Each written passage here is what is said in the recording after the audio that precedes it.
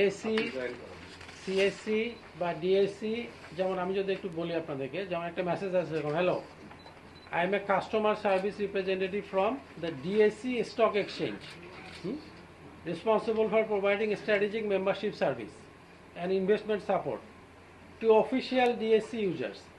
Are you contacting me to learn more about the 15-day investment plan with a target return of 50% or 100%? এই ধরনের কিছু artificial target দিয়ে, যে আপনি আজকে আমাকে হয়তো 10,000, 5,000 বা 20,000 টাকা দিলে আমি আপনাকে একদিনের মধ্যে শেয়ার কিনে, যেমন একটা মেসেজ পেলাম আমরা, জেড ক্যাটাগরি শেয়ার T+1-এ বিক্রি করে তাকে প্রফিট দেওয়া হচ্ছে। তো এটা তো ডিএসসি সিস্টেমের মধ্যে কোনোভাবেই সম্ভব না, ডিএসসি সিস্টেম অ্যালাউই করবে না, এটা মানে ট্রেড দেওয়ার কোনো অপশনই নাই। সে হয়তো ইনভেস্টর তো জানছে না যে সে কি T1 না T2 না T3, তার হলো টাকা পাওয়া নিয়ে কথা। সে হয়তো প্রথমে অল্প অ্যামাউন্ট দিয়ে অ্যাট্রাক্ট করছে যে আপনি 5,000 টাকা দেন, তাকে 2,000 টাকা পরের দিনে রিটার্ন দিচ্ছে, ইনভেস্টর খুশি, আবার চাচ্ছে 5,000 টাকা, আবার 2,000 টাকা দিচ্ছে।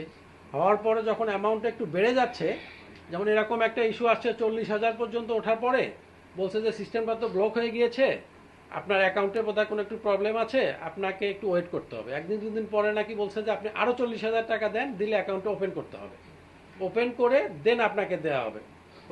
উনি আবার বিশ্বাসে 40,000 টাকা দিয়েছে, 80,000 টাকা পাওয়ার পরে ওই মোবাইলও বন্ধ, ওই কানেকশনও বন্ধ, সব কিছুই বন্ধ।